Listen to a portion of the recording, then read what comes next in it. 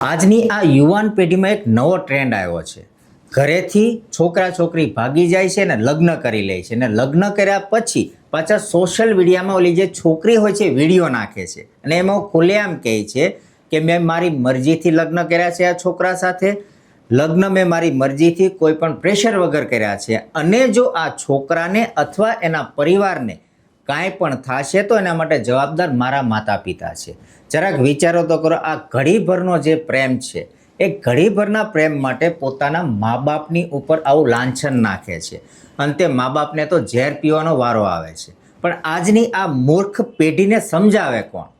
જે મા બાપ તમને નિસ્વાર્થ પ્રેમ આપે છે, પેટે પાટા બાંધીને તમને મોટા કર્યા, ઉછેર્યા, ભણાવ્યા, ગણાવ્યા, એક લાયક બનાવ્યા, અને એને આવા ઘડીભરના એક ક્ષણિક પ્રેમના માટે તમે એને છોડી દો છો.